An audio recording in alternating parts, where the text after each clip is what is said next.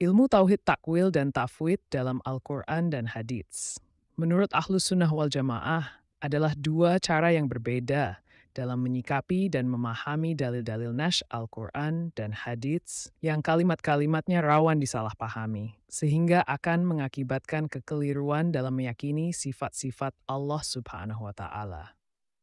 Contoh dalil-dalil nas yang penulis maksud antara lain firman Allah Subhanahu wa Ta'ala, "Wa yabqa wajhu rabbika dzul jalali wal ikram." Artinya, dan kekal wajah Tuhan pemeliharamu, pemilik keagungan dan kemuliaan.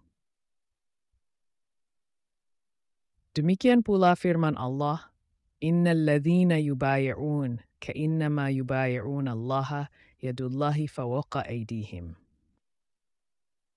Artinya, sesungguhnya orang-orang yang berjanji setia kepadamu, Nabi Muhammad Sallallahu Alaihi Wasallam, seperti mereka berjanji sasis kepada Allah, tangan Allah di atas tangan mereka.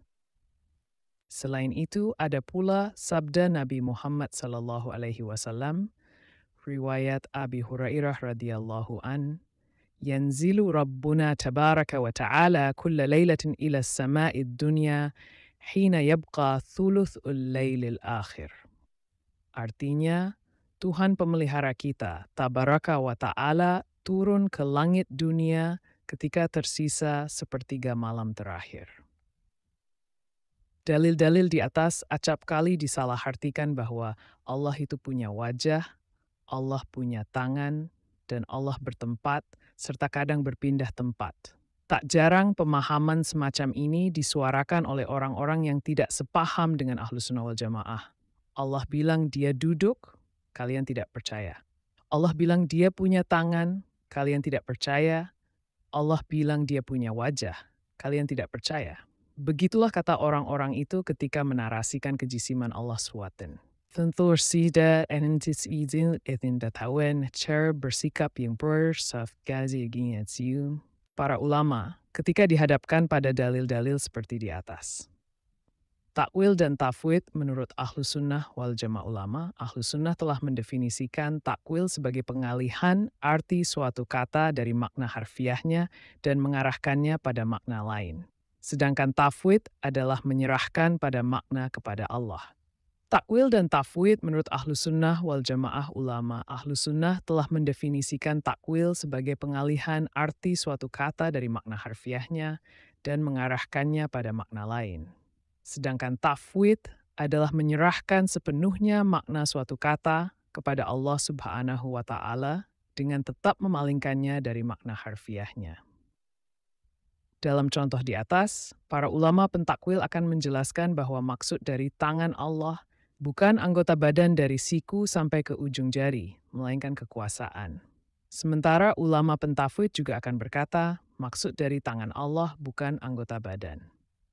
Lalu apa maksudnya? Kita tidak tahu dan memasrahkan maksud sebenarnya kepada Allah Subhanahu wa Ta'ala. Syekh Ibrahim Al-Lakani telah berkata dalam Jauharatut Tauhid, "Wa kullu nassin awhamat tashbiha, awilhu aw fawid warum tanzihan." Artinya, setiap dalil nash yang mengesankan keserupaan antara Allah dan makhluknya, maka takwillah atau pasrahkanlah arti sebenarnya kepada Allah. Dan niatkanlah kesucian Allah dari segala hal yang tidak pantas. Khamsatu mutun fi ilmi tauhid.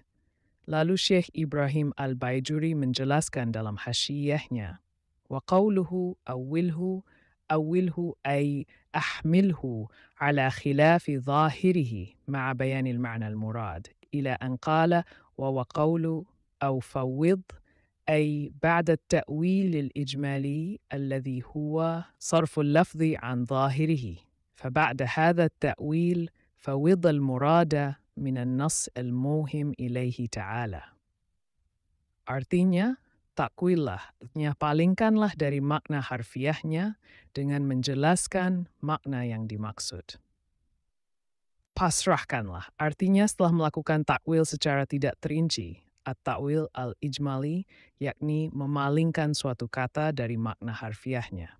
Setelah takwil ini, maka pasrahkanlah arti yang dimaksud dari dalil nas tersebut kepada Allah SWT. Tradisi ilmu kalam antara generasi salaf dan khalaf. Dalam tradisi ilmu kalam dewasa ini, tafwid sering disebut sebagai sikap yang diambil oleh generasi salaf, para sahabat tabi'in dan tabi'it tabi'in.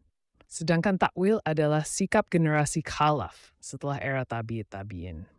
Meski memiliki konsekuensi yang berbeda dalam penentuan makna yang khusus, tapi keduanya sama dalam memalingkan arti suatu kata dari makna harfiahnya atau ijmali. Sikap takwil yang, seperti telah disebut, baru muncul pada generasi khalaf, memang ditolak sama sekali oleh sekelompok umat Islam. Tak sedikit umat Islam yang menolak untuk mentakwil dalil-dalil nash seperti yang telah dicontohkan di muka. Namun, tidak semua dari mereka menolaknya dengan bijak. Di antara kelompok yang menolak takwil ini ada sekelompok Muslim, seperti kelompok Salafi Wahabi, yang pemahamannya cenderung mengarah pada taitsim, penetapan jisim pada Allah Subhanahu wa Ta'ala. Karena ajaran kelompok ini yang meyakini bahwa kata tangan dan wajah dalam ayat-ayat di atas itu tetap pada arti harfiahnya, tanpa perlu melakukan ta'wil ijmali. Padahal para ulama, baik dalam kalangan ahlus sunnah atau di luarnya, telah sepakat akan perlunya ta'wil ijmali, kecuali kelompok yang menetapkan jisim pada Allah, mujassimah. Masih dalam kitab yang sama, Syekh Ibrahim Al-Bajuri berkata, "Walhasilu annahu idza warada fil Qur'an aw as-sunnati ma yush'iru bi ithbatil jihah aw al-jismiyah aw as-surati aw al-jawarih attafaqa ahlul haqq wa ghairuhum."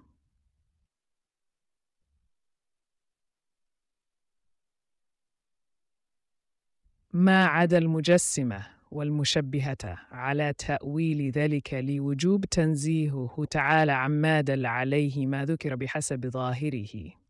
Kesimpulannya adalah, jika ada teks dalam Al-Quran atau As-Sunnah yang mengindikasikan penetapan arah, fisik, atau rupa, atau anggota badan pada Allah Subhanahu wa Ta'ala, maka para ulama, baik Ahlus Sunnah wal Jamaah maupun selainnya, kecuali mujassimah dan musyabbihah, atau kelompok yang menyerupakan Allah dan makhluknya, sepakat atas interpretasi itu takwil ijmali.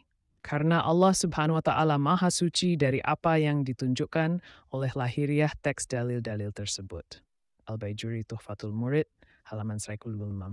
Walhasil, inti titik perbedaan antara keyakinan kita sebagai umat Islam yang menganut paham Ahlus Sunnah wal Jamaah, mazhab Asy'ari dan Maturidi, dan kelompok Salafi Wahabi adalah pada ta'wil ijmali. Wallahu alam.